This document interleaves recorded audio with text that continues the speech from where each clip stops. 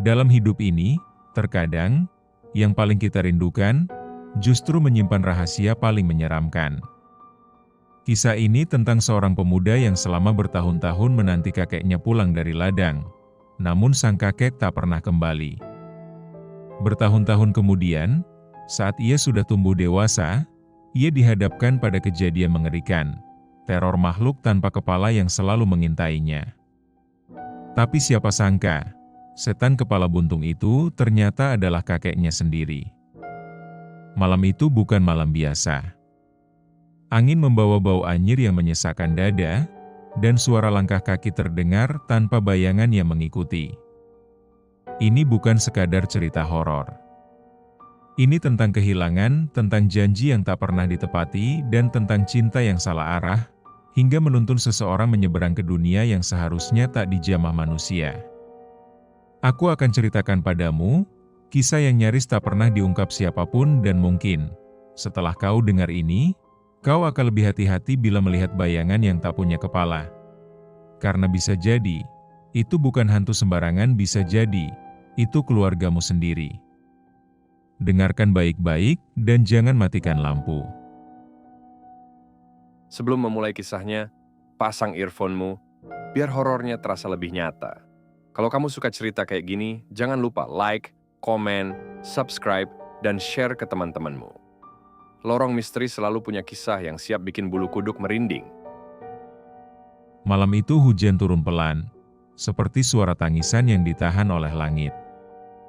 Angin menerobos masuk dari celah jendela tua rumah kayu milik keluarga Darmawan, membawa serta aroma tanah basah yang bercampur dengan sesuatu yang asing. Seperti darah yang mengering. Darma, seorang pemuda berusia 20-an, masih duduk mematung di depan tungku perapian yang padam. Di hadapannya tergantung sebuah foto usang. Dalam bingkai kayu sederhana itu, tampak seorang pria tua dengan senyum hangat dan topi anyaman rotan. Itulah kakeknya, Pak Wardi, lelaki yang dulu begitu gigih bekerja di ladang, namun 15 tahun lalu hilang tanpa jejak. Tak ada yang tahu pasti apa yang terjadi malam itu. Kakek Wardi pergi seperti biasa ke ladang, tapi tidak pernah kembali. Orang-orang kampung sempat mencarinya berhari-hari. Sungai-sungai disusuri, hutan dibelah, batu-batu besar digulingkan. Tapi hasilnya tetap sama, nihil. Seolah kakek Darma lenyap di telan bumi. Aku janji akan pulang sebelum matahari tenggelam, itu kalimat terakhir yang diingat Darma dari mulut kakeknya. Ia mengucapkannya sambil tersenyum, menepuk kepala cucunya yang masih berumur 7 tahun waktu itu. Tapi janji itu tak pernah ditepati. Sejak saat itu, hidup Darma berubah. Ibunya menjadi pendiam. Ayahnya sibuk mencari pekerjaan keluar kota, lalu tak pernah kembali juga. Rumah mereka perlahan membusuk, menyisakan hanya Darma dan ibunya yang mulai sering bicara sendiri. Dan kini, malam-malam Darma terasa lebih sunyi dari biasanya. Sudah seminggu ini, ia merasa seperti ada yang mengintainya dari halaman belakang. Bayangan tanpa bentuk. Langkah kaki berat menyeret tanah. Kadang ada suara seperti batang leher yang retak, krek-krek, disusul aroma busuk seperti bangkai yang sudah lama dikubur tapi tidak diterima tanah. Tapi Darma tidak berani keluar. Ia hanya diam, menatap api yang tak menyala, dan berdoa dalam hati agar suara itu hanya hayalannya. Namun malam ini berbeda. Saat ia hendak memejamkan mata, jendela tiba-tiba bergetar keras. Tidak ada angin, tapi seperti ada sesuatu yang mengetuknya perlahan 3 kali. Tok, tok, tok, ia menoleh dengan napas tercekat, dan di balik jendela itu, ada bayangan. Tinggi. Diam. Tanpa kepala. Angin malam tiba-tiba terhenti. Udara di dalam rumah menjadi berat, seolah-olah semua oksigen menghilang dalam sekejap.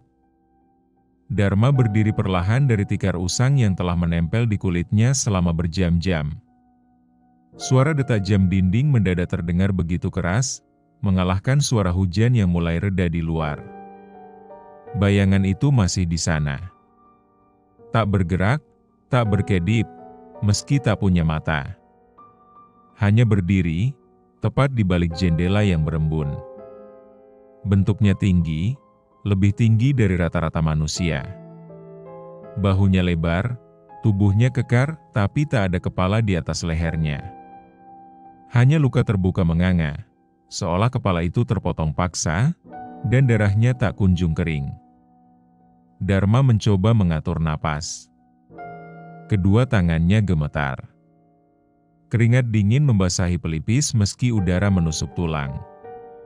Ia melangkah mundur perlahan, tapi matanya tetap terpaku pada sosok itu. Perasaan aneh merayapi hatinya, tak hanya takut, tapi juga familiar. Seolah ia pernah melihat sosok ini sebelumnya. Ia menelan ludah, lalu menoleh ke arah ibunya yang sudah tertidur di kamar. Ia tak ingin membangunkannya. Kalau ini memang jin atau hantu, biarlah hanya dia yang melihat. Tak perlu ibunya ikut dihantui. Tok! Tok, jendela kembali diketuk. Kali ini lebih keras. Retakan kecil mulai terlihat di kaca. Dharma hampir menjerit, tapi sesuatu menahannya. Rasa takut bercampur rasa penasaran. Ia melangkah ke arah jendela dengan hati-hati. Kakinya terasa lemas, tapi entah kekuatan dari mana yang membawanya maju. Ia mengintip lebih dekat. Namun ketika ia mencondongkan wajahnya, sosok itu menghilang. Tidak berlari. Tidak lenyap begitu saja. Tapi benar-benar menghilang, seolah menguap ke udara. Yang tertinggal hanya bekas pijakan lumpur di depan jendela dan bau busuk yang menyengat, seperti kotoran manusia dicampur darah. Dharma terduduk. Jantungnya berpacu begitu kencang hingga ia bisa mendengarnya sendiri. Tapi di sela ketakutannya, ia melihat sesuatu di kusen jendela. Sebuah kalung tua dari benang ijuk, dengan liontin dari kayu berukir, ukiran itu tak asing. Itu kalung milik kakeknya. Apa ini mimpi? Bisiknya, pelan.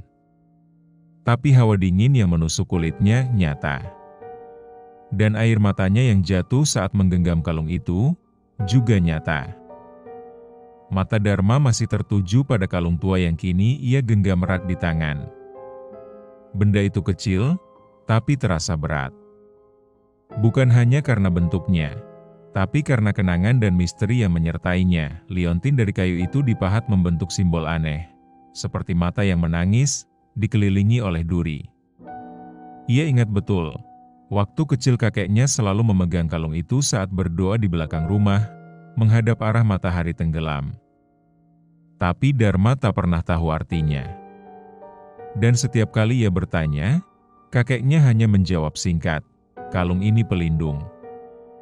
Tapi juga pengingat. Pengingat apa? Kini, setelah bertahun-tahun menghilang, kalung itu kembali. Tapi dibawa oleh makhluk mengerikan tanpa kepala. Dharma masuk ke kamar ibunya. Wanita parubaya itu masih tertidur, tubuhnya membungkuk seperti daun layu. Dharma memandangi wajah ibunya yang terlihat lelah. Matanya sembab, dan di sudut bibirnya ada sisa bisikan doa yang tak selesai diucapkan. "Ibu," bisik Dharma, pelan. Kalung kakek, tapi ibunya tak bangun. Malah semakin membalikkan badan, seolah menolak bicara. Dharma tahu, ibunya tidak mau mengungkit masa lalu. Sejak kakeknya menghilang, ibunya berubah seperti orang yang kehilangan separuh jiwanya. Diam. Menyendiri. Bahkan pernah membakar semua foto keluarga, kecuali satu, yang tergantung di dinding ruang tamu. Pagi harinya, Dharma pergi ke lumbung tua di belakang rumah. Tempat itu dulu sering digunakan kakeknya menyimpan alat pertanian. Sudah lama tak dibuka. Saat Dharma mendorong pintunya, bunyi engsel berkarat berderit panjang, membuat bulu kuduknya berdiri. Di dalamnya gelap, hanya cahaya tipis dari celah-celah dinding yang menyelinap masuk.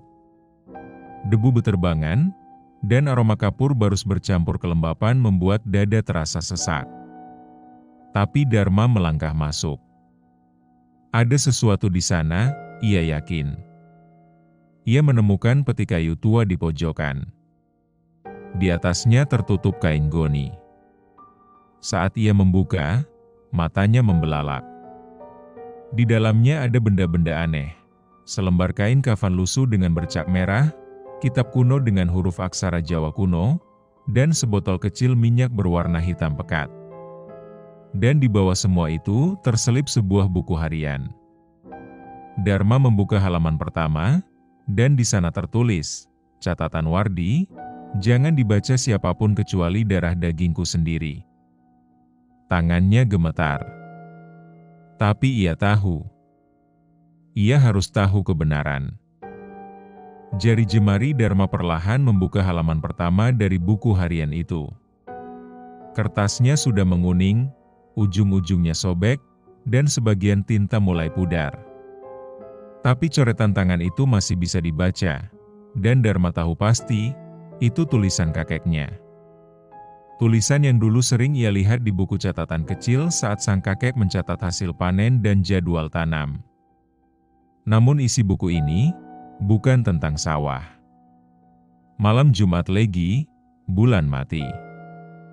Aku melakukan sesuatu yang seharusnya tak boleh dilakukan manusia. Aku melanggar. Demi keluarga. Demi tanah ini. Demi warisan darah yang kutanggung sendiri, Dharma menelan ludah. Bahunya gemetar, bukan karena dingin, tapi karena isi catatan itu terasa seperti pengakuan dosa yang sangat berat. Aku bertemu dengan mereka di hutan larangan, di bawah pohon ketapang tua. Mereka berwujud manusia, tapi baunya seperti bangkai. Mereka menawariku kekuatan, agar sawah kita tak pernah gagal panen. Agar keluarga kita tak kelaparan. Tapi syaratnya, harus ada yang dikorbankan. Dharma membaca kalimat demi kalimat, dan jantungnya berdebar makin cepat. Setiap kata seperti menyayat perasaannya. Kakeknya membuat perjanjian dengan makhluk halus, aku tak bisa mengorbankan orang lain. Maka kutawarkan diriku sendiri. Tapi mereka tak mengambil nyawaku. Mereka ambil kepalaku. Air mata Dharma mulai menetes. Ia tak paham, bagaimana mungkin seseorang hidup tanpa kepala? Tapi semakin ia membaca, semuanya perlahan mulai masuk akal. Tubuhku akan tetap berjalan di dunia ini. Tanpa wajah. Tanpa suara. Aku jadi penjaga antara dua alam. Tapi tiap malam Jumat Legi, aku akan kembali. Mencari warisanku. Menagih janji yang belum selesai. Halaman berikutnya tercoret-coret. Seperti kakeknya menulis dalam ketakutan, kalau kau membaca ini, berarti kau adalah darah dagingku. Dharma, hindari malam Jumat Legi. Jangan pernah berada di rumah saat itu. Jangan pandangi jendela. Jangan buka pintu, meski kau dengar suara yang kau kenal. Karena itu bukan aku lagi. Itu tubuh yang sudah jadi milik mereka. Dharma menutup buku itu. Tangannya dingin. Nafasnya sesak. Malam Jumat Legi, ia menoleh ke kalender tua di dinding lumbung. Matanya membelalak. Besok malam adalah Jumat Legi. Hari mulai senja ketika Dharma kembali ke rumah. Buku harian kakeknya ia bawa, diselipkan dalam ransel yang ia tutup rapat. Sepanjang perjalanan dari lumbung tua menuju rumah, pikirannya kacau. Kata-kata dari catatan itu terus bergema dalam benaknya, tentang perjanjian, tentang tubuh tanpa kepala, tentang larangan membuka pintu. Sinar jingga sore perlahan berubah menjadi kelam, seiring matahari merunduk di balik perbukitan. Angin yang biasanya sejuk kini terasa menusuk. Pohon-pohon di sekitar rumah mulai bergoyang tidak wajar, dan ayam-ayam di kandang ribut tanpa sebab. Dharma duduk di ruang tengah, menatap langit-langit rumah. Ibu masih tidur di kamarnya. Mungkin terlalu lelah, atau terlalu takut untuk sadar. Dharma ingin membangunkannya, tapi hatinya sendiri masih terjerat rasa bingung dan takut yang tak bisa dijelaskan. Ia membuka ponsel, mencoba mencari informasi tentang Jumat Legi dan perjanjian gaib. Tapi sinyal hilang. Layar hanya menampilkan ikon buffering tanpa henti. Saat malam menjelang, suasana rumah mulai berubah. Lampu berkedip-kedip. Bau bunga melati menyusup dari jendela, meskipun tak ada tanaman itu di sekitar rumah. Dan dari kejauhan terdengar bunyi tok-tok-tok, seperti kayu dipukul pelan. Dharma berdiri perlahan. Ia mendekati jendela. Tapi sebelum mengintip keluar, ia teringat pesan dalam buku harian, "Jangan pandangi jendela. Jangan buka pintu," jantungnya berpacu. Tapi suara itu kini terdengar makin dekat. Tok, tok, tok. Bukan lagi di kejauhan, tapi tepat di depan rumah. Lalu, suara ketukan berubah jadi ketukan pintu. Tok. Tok. Tok, Dharma terpaku. Ia mendekati pintu pelan, tanpa menimbulkan suara. Ketukan itu terus berulang, pelan tapi konsisten, seperti tangan yang tahu persis ritme ketakutan manusia. Tok. Tok. Tok, lalu, suara berat dan parau terdengar dari balik pintu. Suara yang hampir tak seperti suara manusia. "Dharma, buka, nak."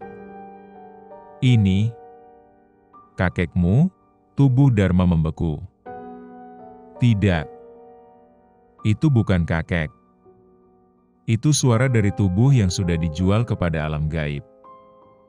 Tangannya refleks memegang gagang pintu. Tapi ia segera tersadar dan mundur. Suara itu kembali. "Dharma, aku ingin pulang, aku kedinginan." Dharma menutup telinganya. Ia menangis dalam diam. Dan di sela isakannya, sesuatu bergerak di bawah pintu.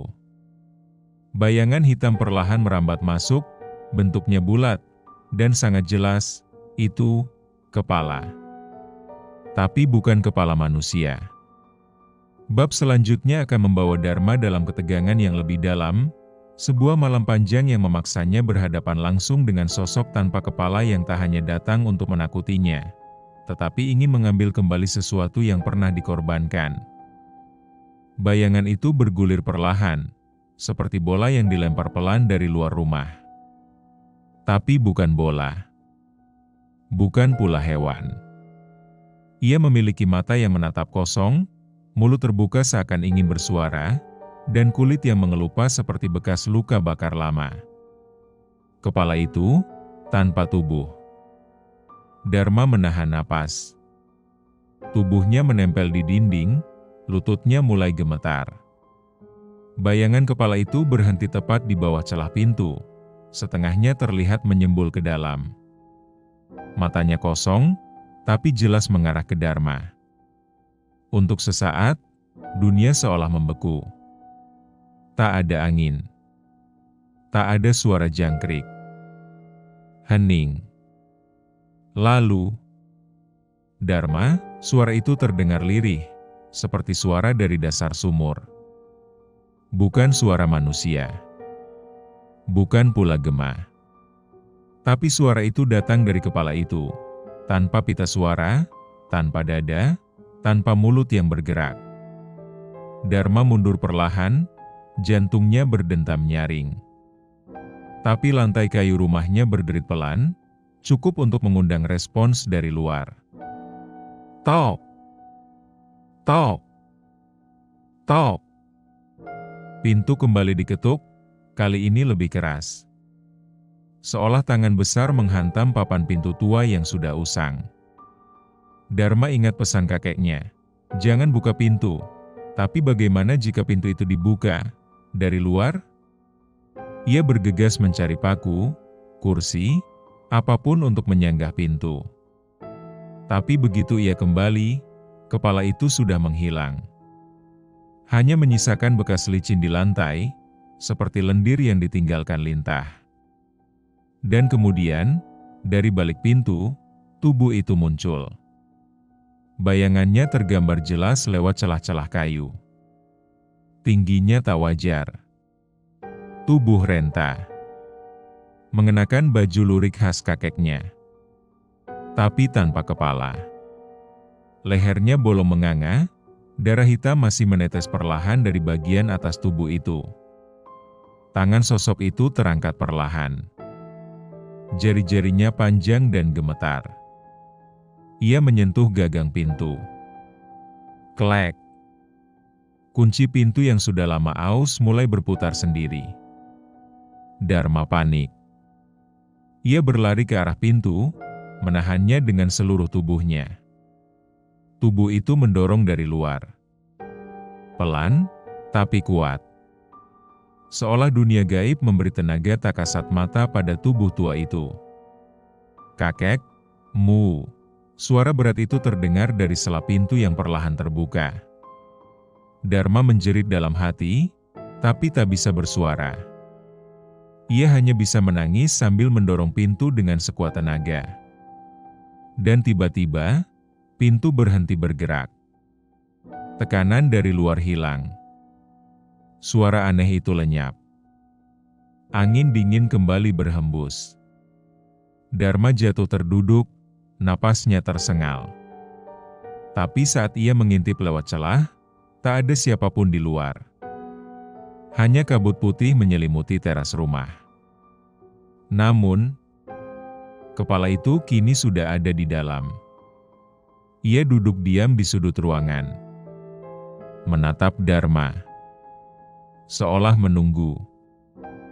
Dharma duduk terpaku di lantai, matanya tak lepas dari kepala buntung yang kini berada di dalam rumah. Tak bergerak. Hanya dia menatapnya dari sudut ruangan. Seolah sosok itu tahu, waktunya belum habis, tapi akan segera tiba. Keringat dingin menetes dari pelipis Dharma. Dalam benaknya, pertanyaan-pertanyaan tak berhenti bermunculan. Apa benar itu kakek? Apa yang sebenarnya terjadi dulu?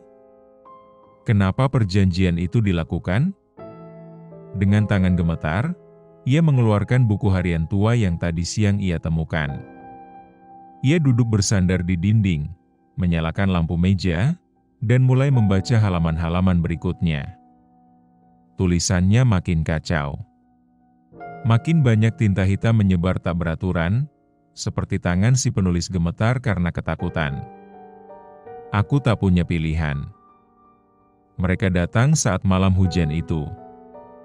Merekalah yang pertama kali menawarkan kehidupan lebih baik. Mereka tak butuh uang. Mereka tak butuh nyawa. Mereka butuh tubuh.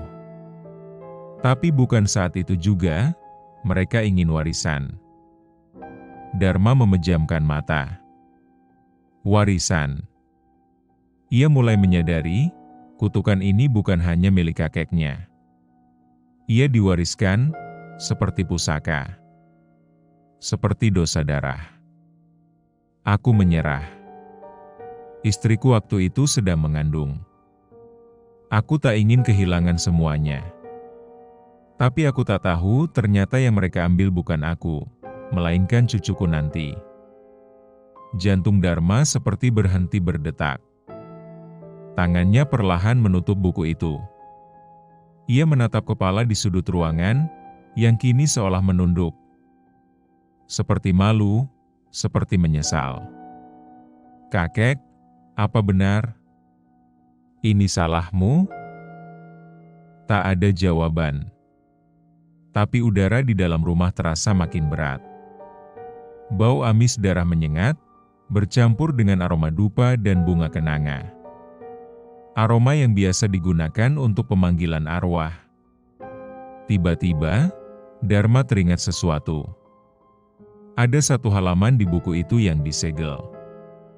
Ia robek segel kertas kuningnya. Di dalamnya ada satu catatan pendek, namun sangat jelas, "Jika cucuku membaca ini, maafkan aku. Kau akan melihat semuanya malam ini." Karena malam Jumat Legi adalah saat ketika para penjaga perjanjian datang untuk memungut hak mereka. Mata Dharma membelalak. Ia ingin kabur, tapi lututnya terlalu lemah. Lampu meja mulai berkedip. Angin menerobos masuk meskipun jendela tertutup rapat. Dan suara dari luar rumah mulai terdengar lagi. "Darah. Harus dibayar dengan darah." Kepala di sudut ruangan kini menggelinding, mendekat pelan ke arah Dharma. "Waktumu tinggal sedikit." Kabut tipis mulai merayap masuk dari celah-celah lantai kayu rumah tua itu. Udara mendadak sangat dingin, membuat bulu kuduk Dharma berdiri. Buku harian di pangkuannya kini bergetar sendiri, seolah roh sang penulis sedang marah atau gelisah. Di luar rumah, suara langkah kaki mulai terdengar, pelan, berat, seperti seseorang menyeret rantai di atas tanah basah. "Darah, harus dibayar dengan darah." Suara itu muncul dari berbagai arah. Tak hanya dari luar rumah, tapi juga dari dinding, dari lantai, bahkan dari dalam kepala Dharma sendiri. Ia menutup telinga. Napasnya tak beraturan. Tapi suara itu tak bisa dibungkam. Ia sudah masuk ke dalam pikirannya. Tiba-tiba, lampu padam. Gelap. Dharma terdiam, hanya diterangi cahaya bulan yang menembus jendela berdebu. Saat itulah, dia melihat mereka. 3 sosok tinggi besar berdiri diam di luar jendela. Wajah mereka tak terlihat. Hanya hitam. Seperti kabut padat yang membentuk tubuh manusia. Tapi mata mereka bersinar merah. Mulut mereka menganga, tak bergerak, tapi suara-suara kutukan bergema darinya. Mereka bukan hantu biasa. Bukan arwah penasaran. Mereka adalah penjaga perjanjian. Makhluk yang menjaga kesepakatan antara manusia dan alam gaib. Sekali janji dibuat, mereka akan datang. Tidak hari itu, tidak esok, tapi suatu saat ketika garis darah pewaris telah dewasa dan siap dijadikan tumbal. Dharma mencoba mundur. Tapi langkah kakinya seperti tertanam di lantai. Ia hanya bisa menatap mereka saat satu di antaranya mengangkat tangannya. Jarinya panjang, hitam, seperti ranting yang terbakar. Lalu dari tanah, muncul akar-akaran hitam yang menjulur dan melilit kaki Dharma. "Jangan lawan," suara berat itu menggetarkan dinding rumah. "Ini adalah bagian dari harga yang sudah dibayar oleh leluhurmu." "Aku tak tahu apa-apa. Aku bahkan belum lahir saat itu," teriak Dharma, air matanya bercucuran. "Kenapa aku yang harus menanggung semuanya?" "Karena kau adalah keturunannya. Kau adalah warisan." Tubuh Dharma terangkat perlahan. Akar-akar itu kini melilit pinggang dan lengannya. Kepala buntung yang sejak tadi diam kini bergulir mendekat ke bawah tubuhnya. Lalu, tersenyum. Dalam senyap itu, Dharma mulai paham, kepala itu bukan menakut-nakutinya. Ia memperingatkan. Memberi tanda. Bahwa yang datang bukan sekadar hantu, tapi makhluk yang menuntut balasan janji darah. Satu-satunya cara agar dia bebas, adalah memutus rantai kutukan itu dengan membayar kembali, atau menggantinya. "Tukar darahmu, atau berikan yang lain," bisik salah satu penjaga. "Kau tahu, siapa yang bisa kau berikan sebagai ganti?" Dan dalam pikirannya, muncullah satu nama, ibunya. Dharma terduduk di lantai yang kini penuh dengan akar-akar hitam yang menjalar seperti ular lapar. Keringat dingin membasahi punggungnya. Suara para penjaga perjanjian terus menggema di kepalanya, menyuruhnya memilih antara hidupnya sendiri atau menyerahkan darah pengganti. Dalam pikirannya, nama ibunya terus terulang. Sosok wanita tua yang setiap hari menyapanya dengan senyum hangat, membawakannya teh, mendoakannya sebelum tidur. Ibu yang tetap mencintai ayahnya, meski ditinggal tanpa kabar bertahun-tahun, bahkan setelah orang-orang menyebut suaminya mati konyol di hutan angker itu. Dan sekarang, Dharma diminta mengorbankannya. Tangannya menggenggam erat buku harian kakeknya. Di sela halaman yang kusut, ia temukan lagi satu tulisan kecil yang dulu terlewat. Jika kau ingin selamat tanpa menumbalkan orang lain, kau harus kembalikan segel darah itu ke tempat asalnya. Di bawah akar pohon keramat, pada malam bulan mati. Tapi bersiaplah, kau harus bertemu langsung dengan mereka, penjaga perjanjian itu. Dharma menutup matanya. Ia sadar, tak mungkin ia menyerahkan ibunya. Tapi ia juga tahu, waktu semakin sempit. Para penjaga kini sudah berada di dalam rumah. Dinding-dinding bergetar. Cermin retak. Foto-foto keluarga jatuh satu persatu, seolah rumah ini menolak kehadirannya, atau lebih tepatnya, mengusirnya. Waktumu tinggal sedikit, desi suara yang seolah berasal dari balik tengkuknya. Kau harus memilih, atau kami akan memilih untukmu. Di tengah ketakutan dan kebingungan, Dharma berdiri. Kakinya goyah, tapi langkahnya mantap. Ia tahu apa yang harus dilakukan. Ia harus pergi ke akar pohon itu, tempat terakhir kakeknya terlihat hidup. Tempat segel darah pertama dibuat. Tapi sebelum ia sempat keluar dari rumah, bayangan kepala buntung itu muncul di hadapannya. Kali ini, dekat sekali. Wajahnya tampak lebih jelas. Wajah kakek. Mata yang dulu lembut, kini redup dan dipenuhi penyesalan. Tapi ada satu hal yang membuat Dharma tercekat, kepala itu menangis. Air mata darah mengalir perlahan. Sebuah isyarat bahwa bahkan arwah sang kakek ingin kutukan ini berakhir, tanpa korban baru. Kau bisa mengakhirinya, nak.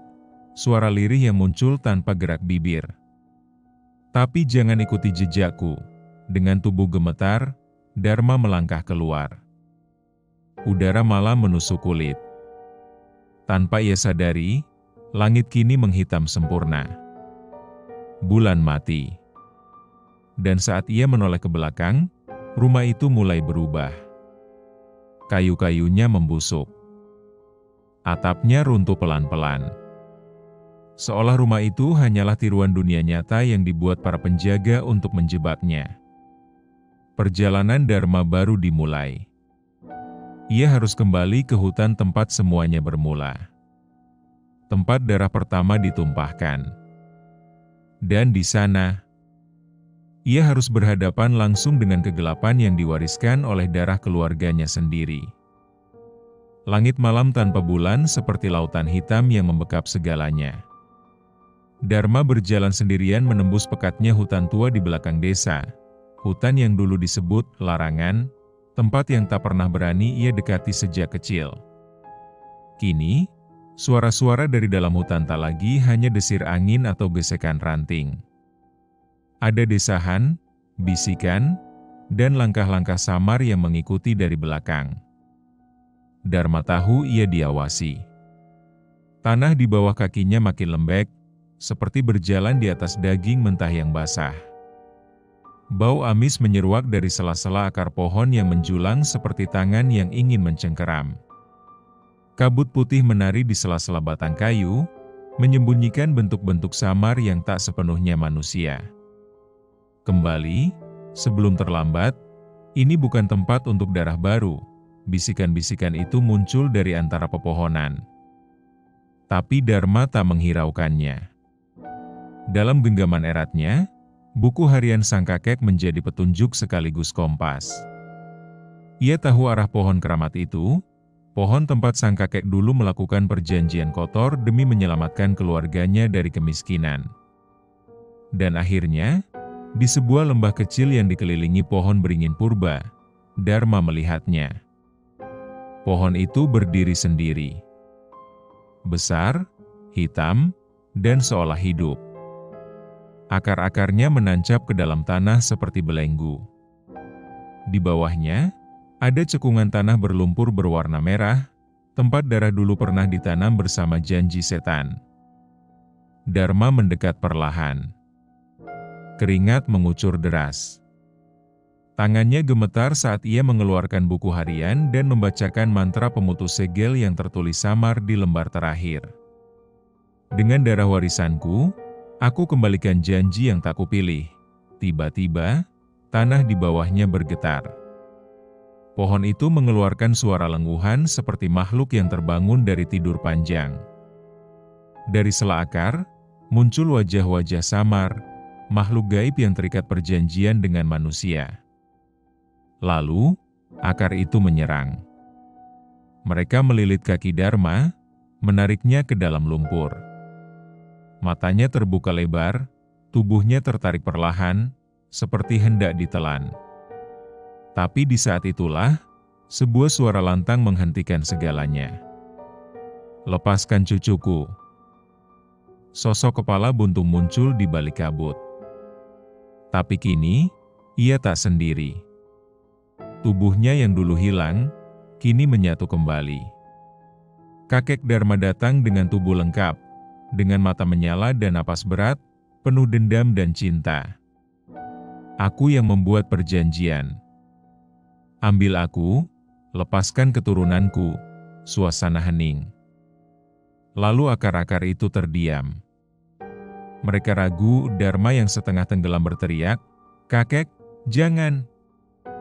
Jangan ulangi kesalahan yang sama." Tapi sang kakek hanya tersenyum pilu. Setiap janji punya harga, tapi juga punya batas waktu.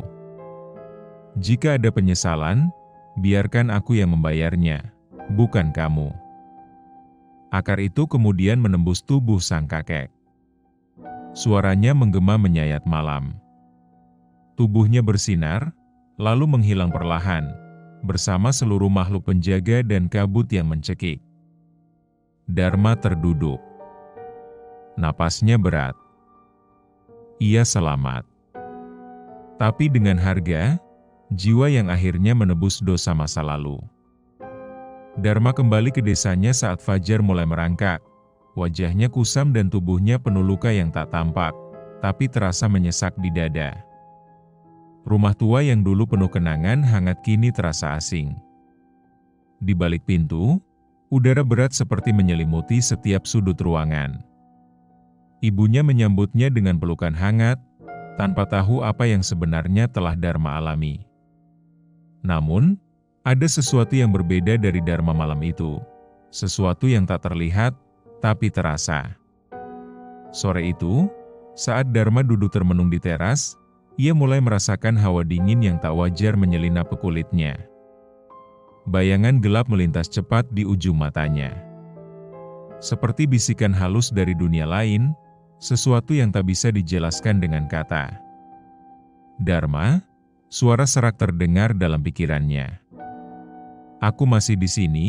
Hatinya bergetar. Ia tahu, itu bukan suara manusia biasa. Kepala buntung, kakeknya, entah bagaimana meninggalkan sesuatu. Sebuah jejak gaib yang belum selesai. Hari-hari berlalu, tapi bayangan itu tak pernah hilang. Bahkan kadang muncul di cermin, membayang di sudut kamar, atau terasa menatap dari balik jendela yang gelap. Dharma tahu, perjanjian itu belum benar-benar berakhir. Ada harga yang harus dibayar, dan dia harus siap menghadapi kenyataan itu. Namun, di tengah kegalauan dan ketakutan, ia belajar satu hal penting. Kadang, kita harus menghadapi masa lalu yang paling gelap, agar bisa meraih masa depan yang terang. Dharma merasakan kegelisahan yang tak pernah hilang. Setiap malam, ia terbangun oleh mimpi buruk tentang kepala buntung yang menatapnya penuh penyesalan. Tubuhnya terasa berat, seolah ada beban tak terlihat yang menghimpit dada. Suatu malam, ketika kabut pekat menyelimuti desa, Dharma menerima undangan misterius lewat secari kertas lusuh yang tergeletak di depan pintu rumahnya. Tulisan tangan yang samar bertuliskan, "Datanglah ke rawa tua saat tengah malam." Jawaban ada di sana. Rasa penasaran dan ketakutan bercampur jadi satu. Dengan hati-hati, ia melangkah menuju rawa tua, tempat yang dulu sering dihindari warga karena cerita angker yang menghantui. Udara di rawa itu dingin menusuk. Kabut tebal menyelimuti, membuat jarak pandang hanya beberapa langkah saja. Suara gemerisik daun dan suara air rawa berdesir menambah kesan menyeramkan. Di tengah rawa, muncul sosok wanita tua berjubah putih, matanya tajam menatap Dharma. Suaranya lembut namun tegas, "Dharma, kau membawa beban yang bukan hanya milikmu. Kepala buntung itu adalah bagian dari jiwamu dan keluargamu. Tapi ada jalan untuk mengakhirinya." Wanita itu mengulurkan tangan, memperlihatkan sebilah keris tua berukir halus. Ini keris Paraning Dumadi. Dengan keris ini, kau bisa mengikat arwah kakekmu dan membebaskannya. Tapi ingat, bukan hanya kakekmu yang harus kau ikat, melainkan juga semua perjanjian yang belum lunas. Dharma mengangguk, meski hati dipenuhi kecemasan. Ia sadar, perjuangan belum usai. Perjalanan melawan kutukan kepala buntung ini masih panjang, penuh risiko dan pilihan berat. Malam itu, langit tampak seperti lautan gelap tanpa dasar. Tak ada bintang, hanya angin yang melolong lirih di sela pepohonan, seakan menyampaikan duka dari alam gaib. Dharma berdiri di pelataran rumah tua sang kakek, tempat semua kisah kelam ini bermula. Di tangannya, tergenggam erat keris Paraning Dumadi, pusaka yang disebut-sebut mampu mengikat dan melepaskan jiwa yang terjerat perjanjian lama. Ia menyiapkan sesajen sederhana seperti yang diarahkan si perempuan tua di rawa. Air kembang, dupa, seikat rambut kakeknya yang disimpan ibunya di dalam lemari tua, dan secarik doa yang ditulis dengan tinta merah. "Aku waris darah, bukan waris dosa." Di tengah malam, tepat pukul 12, Dharma mulai membaca doa.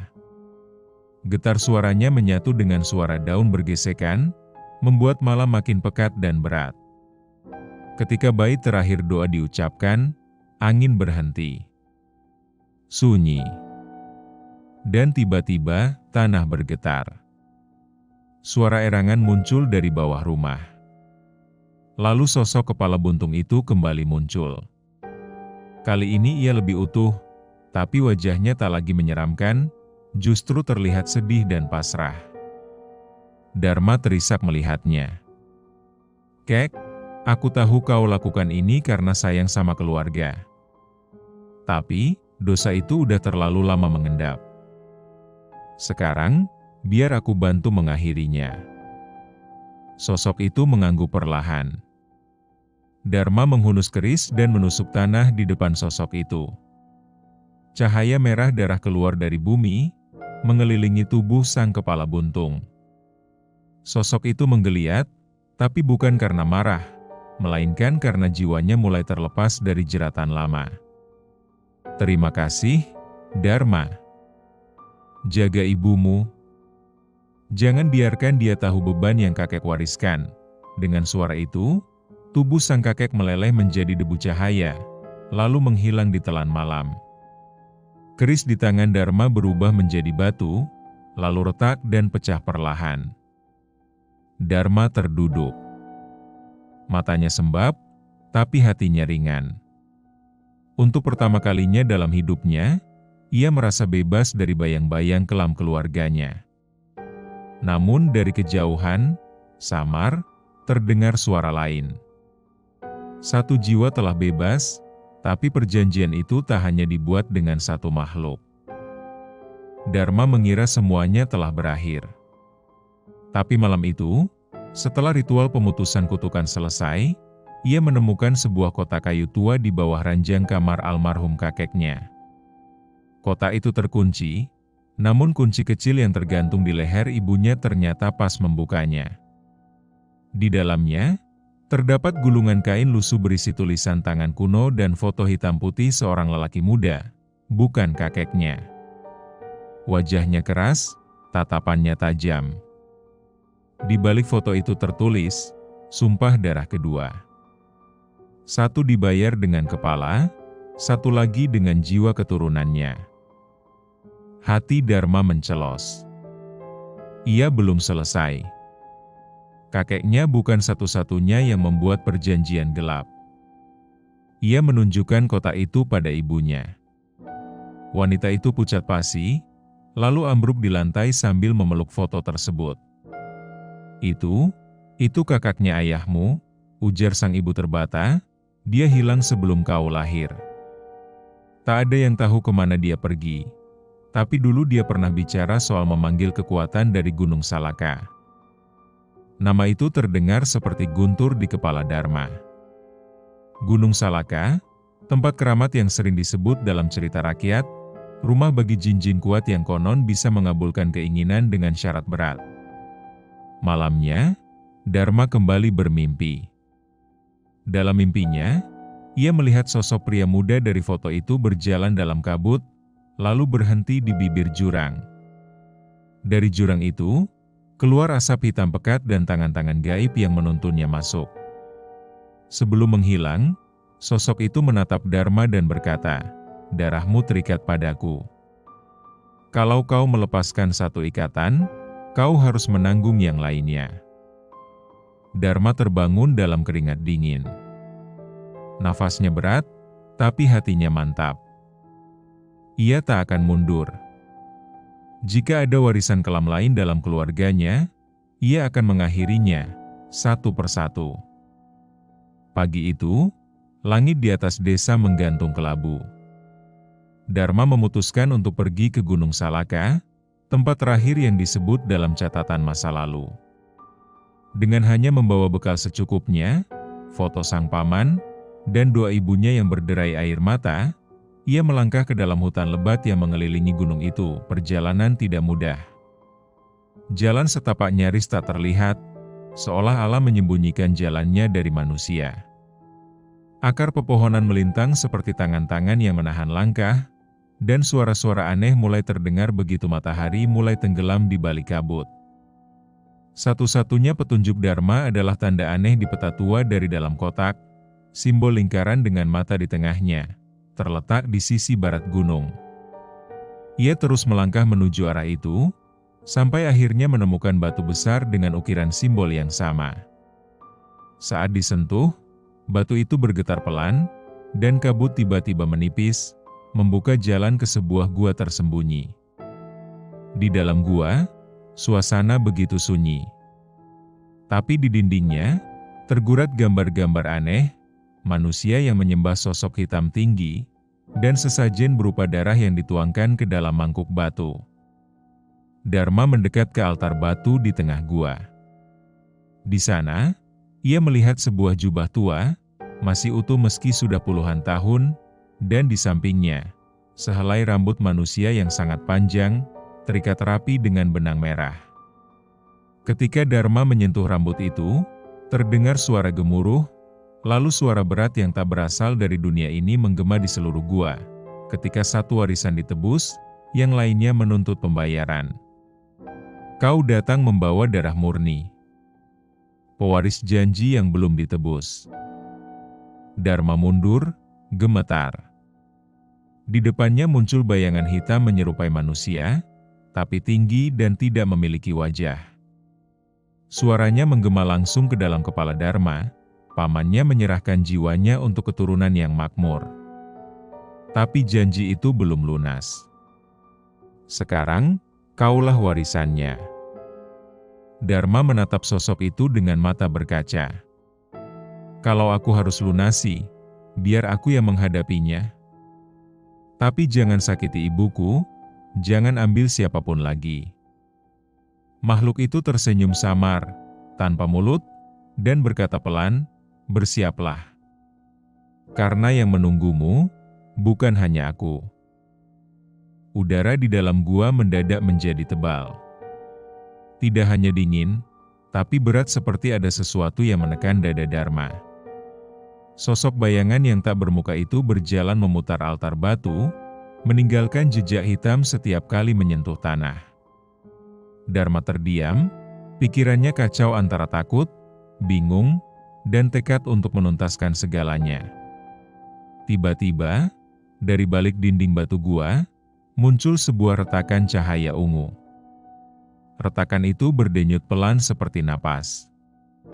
Dharma mendekat, dan saat ia menyentuhnya, dunia seolah terbalik. Ia terhisap masuk ke dalam dimensi lain. Begitu sadar, ia berdiri di padang abu. Langit di atasnya ungu gelap, dan tanah di bawah kakinya kering, penuh tulang manusia. Di kejauhan, tampak sebuah singgasana batu, dan di atasnya duduk makhluk berjubah panjang dengan 3 mata yang melayang di udara, berputar pelan tanpa tubuh. Makhluk itu menyapa dengan suara gemetar, "Akhirnya, warisanku datang." Darah dari garis yang berani bermain dengan waktu. Dharma menelan ludah. Ia tahu ini bukan hanya tentang roh kepala buntung atau pamannya yang hilang. Ini tentang kutukan yang diwariskan turun-temurun, tentang perjanjian yang tidak hanya menyangkut manusia, tapi juga makhluk penguasa dimensi kelam. "Apa sebenarnya yang dilakukan pamanku?" tanya Dharma lirih, menahan gemetar. Makhluk itu menjawab, ia tak hanya menyerahkan jiwanya. Ia meminta darah keturunannya agar tak tersentuh kemiskinan dan kehinaan. "Kau adalah bayaran tertunda itu." Dharma menggertakkan gigi. "Lalu kenapa kakekku berubah menjadi roh kepala buntung?" "Karena ia melanggar perjanjian pertama. Ia mencoba menyelamatkanmu, tapi itu hanya membuat jiwanya terperangkap, tidak bisa kembali. Tidak bisa utuh." Hening menyelimuti tempat itu. Dharma merasa tubuhnya semakin berat. Satu demi satu kenangan masa kecil, saat ia bermimpi buruk, saat ayahnya meninggal misterius, semua mulai masuk akal. Semua adalah tanda-tanda bahwa dirinya sedang dikejar oleh sesuatu yang jauh lebih tua dari sekadar hantu keluarga. "Jadi apa yang harus kulakukan sekarang?" tanya Dharma pelan.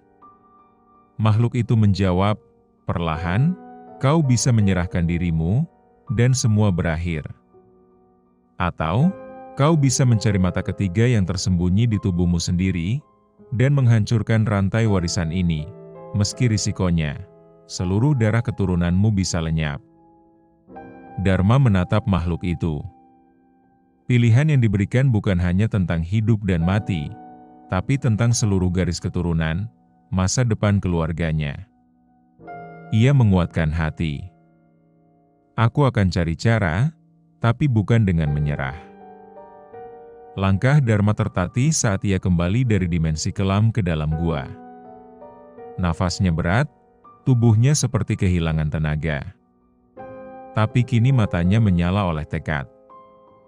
Ia tahu, satu-satunya jalan untuk memutus kutukan ini bukan dengan melarikan diri, melainkan menghadapi kegelapan yang tertanam dalam dirinya sendiri. Langkahnya membawa dia keluar dari gua menuju puncak Gunung Salaka.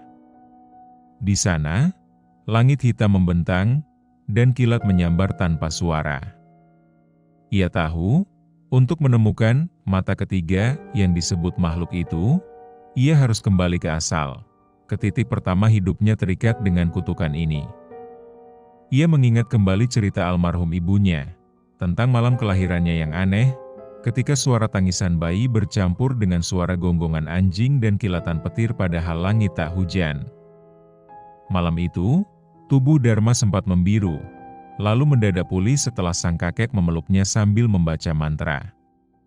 Itulah momen pertama roh kepala buntung muncul, dan tak pernah hilang sejak saat itu. Dharma duduk bersila di puncak gunung, membiarkan dirinya masuk ke dalam meditasi. Perlahan, Ia menarik napas, menenggelamkan dirinya ke dalam gelap kesadarannya. Detik demi detik, ia merasakan tubuhnya jadi dingin. Lalu, muncul cahaya. Sebuah ruang kosong, dan di tengahnya, sosok dirinya sendiri, tapi bermata tiga. Mata ketiga itu bukan di dahi, melainkan berdenyut di tengah dada, seperti luka terbuka yang berkilau merah. Sosok Dharma yang satu lagi itu berkata lirih, "Kalau kau ingin memutus rantainya, maka kau harus merelakan semua. Bahkan, kehilangan siapa dirimu sekarang." Dharma menatap dirinya sendiri. "Aku sudah kehilangan terlalu banyak.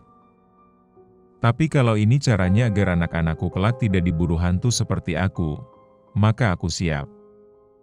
Tiba-tiba, sosok bayangan gelap muncul, kakeknya, dalam wujud roh kepala buntung, tapi matanya menatap penuh kasih sayang dari perut yang menganga. Sosok itu tak berkata apa-apa. Hanya berdiri, dan mengangguk pelan. Dharma menangis pelan. "Kek, jadi selama ini kakek hanya ingin aku terbebas ya?" Sosok kepala buntung itu mengangkat tangannya, lalu menunjuk ke arah dada Dharma. Perlahan, mata ketiga itu terbuka lebih lebar, memancarkan cahaya putih terang.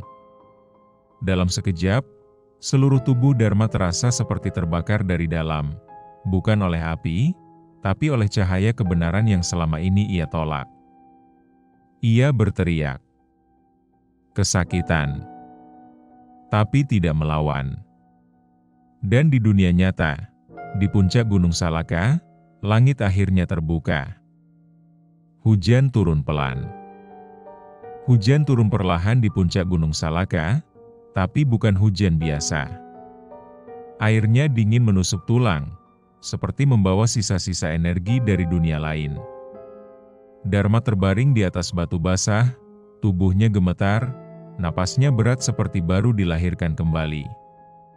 Di dadanya, bekas cahaya dari mata ketiga itu perlahan memudar, meninggalkan luka bakar berbentuk mata vertikal, bekas janji yang sudah ditebus. Langit mulai cerah. Tapi dalam hati Dharma, badai baru saja dimulai. Tubuhnya tidak sama lagi. Setiap suara angin, setiap gemerisik ranting, semua terdengar seolah berbisik langsung ke dalam pikirannya.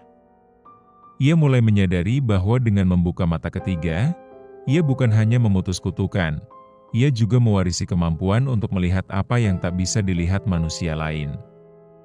Namun, dengan itu datang konsekuensi. Malam itu, saat ia kembali turun gunung, Dharma singgah di sebuah warung kecil di kaki bukit. Seorang ibu tua pemilik warung menatap Dharma dengan pandangan aneh, lalu tiba-tiba menunduk dan berbisik, "Matamu bukan lagi mata manusia. Kau telah membuka gerbangnya, Nak."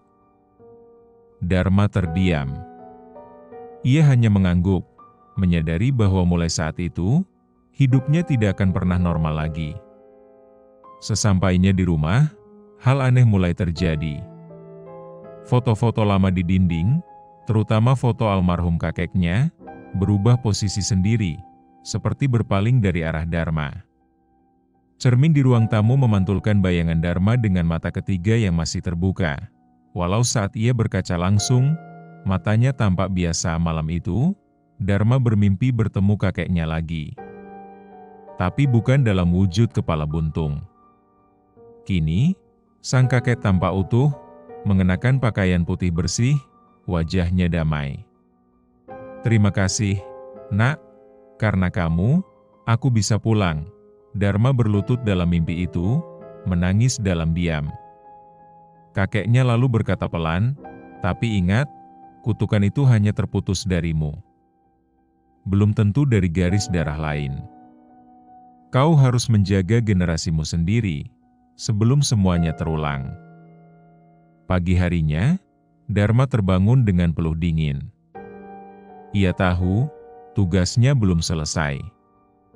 Pembebasan ini datang dengan tanggung jawab baru, menjaga agar sejarah kelam keluarganya tidak berulang. Ia berdiri di depan cermin, menatap matanya sendiri. Dan di dalam pantulan, ia melihat sosok dirinya tersenyum tenang, tapi dengan mata ketiga yang masih menyala perlahan, menandakan bahwa kutukan telah berubah bentuk, bukan lagi ancaman, melainkan kekuatan, tergantung bagaimana ia menggunakannya. Dharma tak lagi sama.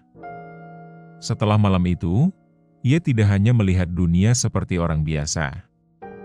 Ia bisa merasakan keberadaan sesuatu di balik pintu, di bawah lantai, bahkan di balik tatapan kosong orang-orang. Dunia seolah membuka rahasianya, dan itu bukan anugerah, tapi ujian yang menyesakan. Ia mencoba kembali ke kehidupan normal, membuka bengkel sepeda motornya, menyapa tetangga, berusaha jadi ayah yang hadir untuk anak-anaknya. Tapi tak ada yang benar-benar sama. Ia melihat bayangan hitam di sudut rumah, mendengar bisikan ketika ia sedang sujud dalam salat malam, dan yang paling menyesakan, ia mulai melihat sisa kutukan itu dalam darah keturunannya. Putri sulungnya, Naila, yang baru berumur 8 tahun, tiba-tiba menggambar sosok pria tanpa kepala di buku gambarnya. Ketika Dharma bertanya, Naila menjawab polos, "Itu kakek. Dia datang tiap malam. Duduk di ujung kasur." Darah Dharma mendadak dingin. Matanya menatap kosong ke arah anaknya. Bukan karena takut, tapi karena kesedihan mendalam yang tak bisa dijelaskan. Ia sudah korbankan segalanya untuk memutus kutukan itu. Tapi warisan gelap ternyata menempel lebih dalam dari yang ia kira. Malamnya, Dharma kembali memandangi bekas luka di dadanya. Luka itu masih terasa hangat, seolah hidup. Ia tahu, ini bukan akhir, melainkan tugas baru. Ia mengambil kertas dan pena, lalu menuliskan semuanya, tentang kutukan kepala buntung, tentang sang kakek, tentang mata ketiga, tentang perjalanan di dimensi kematian, dan tentang bagaimana semuanya berkaitan dengan darahnya sendiri. Ia tak tahu apakah nanti anak-anaknya akan percaya. Tapi setidaknya, mereka akan tahu. Satu kalimat ia garis tebal di bawah, kutukan berhenti, hanya jika kita mau menghadapinya, bukan menyembunyikannya. Beberapa hari kemudian, Dharma mengunjungi makam kakeknya. Ia taburkan bunga, duduk lama di tanah basah. Hujan rintik-rintik turun, seperti air mata langit yang tahu bahwa semua ini lebih dari sekadar kisah horor. Ini kisah cinta seorang cucu yang akhirnya mengerti. Bahkan dalam bentuk menyeramkan pun, kasih seorang kakek tak pernah pergi. Pagi itu, matahari terbit perlahan. Cahaya kuning keemasan menembus sela-sela pepohonan dan menyinari halaman rumah Dharma. Hembusan angin sejuk terasa berbeda, bukan sekadar udara pagi biasa, tapi seperti ucapan selamat dari semesta, karena ada satu jiwa yang akhirnya berhasil berdamai dengan luka turun-temurun. Dharma duduk di teras, ditemani secangkir kopi dan buku tua berisi catatan perjalanan spiritualnya. Di hadapannya, Naila dan adiknya bermain kejar-kejaran, tertawa tanpa beban. Tawa yang dulu tak mungkin ada, karena rumah ini dulu terlalu penuh dengan energi berat yang tak terlihat.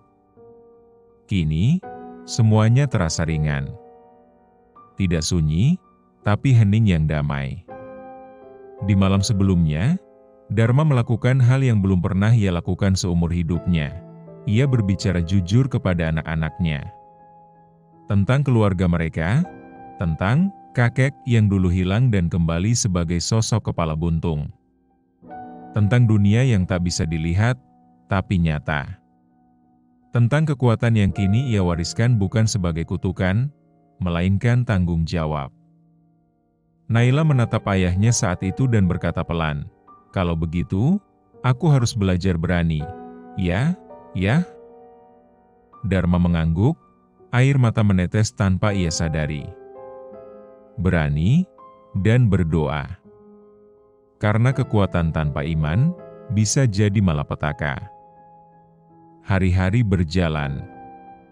Beberapa orang datang ke rumah Dharma, entah karena mendengar kisahnya, atau karena merasakan sesuatu yang hanya bisa dirasakan oleh mereka yang peka. Dharma tak pernah mengaku sebagai dukun, apalagi guru spiritual. Tapi ia tak menolak bila ada yang datang minta doa, atau sekadar menceritakan mimpi buruk. Ia tidak menyembuhkan. Ia hanya mendengarkan. Dan seringkali, itu cukup untuk menyelamatkan seseorang dari kegelapan yang tak terlihat. Satu hal yang selalu ia katakan, kegelapan hanya menang kalau kita menyerah. Tapi selama ada yang melawan, meski hanya dengan doa, kita belum kalah. Cerita Dharma tentang sang kakek kepala buntung bukan hanya kisah mistis yang menyeramkan, tapi tentang luka keluarga, tentang cinta yang salah arah, dan tentang bagaimana seseorang bisa menebus kesalahan yang bukan miliknya, demi generasi berikutnya. Kini, Dharma dikenal sebagai penjaga garis darah, bukan karena ia sakti, tapi karena ia berani memilih untuk tidak melarikan diri. Ia menatap langit. Dalam cahaya pagi yang lembut, ia seolah melihat sosok kakeknya berdiri jauh di ujung jalan, tak lagi tanpa kepala. Kali ini, utuh, dengan senyum damai, dan satu anggukan pelan yang menandakan, "Terima kasih, Nak. Kau sudah membebaskan kita semua." Pesan moral, tak semua warisan datang dalam bentuk harta. Kadang, kita mewarisi luka. Tapi dengan keberanian, doa, dan keikhlasan, kita bisa menyembuhkannya, dan menjadi pahlawan yang tak terlihat bagi darah daging kita sendiri. Terima kasih sudah mendengarkan kisah ini sampai habis. Jangan lupa like, komen, subscribe, dan share ke teman-temanmu. Lorong Misteri akan selalu punya kisah yang siap bikin bulu kuduk merinding, dan jika mau request judul cerita, silahkan komen di kolom komentar di bawah. Kami akan buatkan untuk kalian.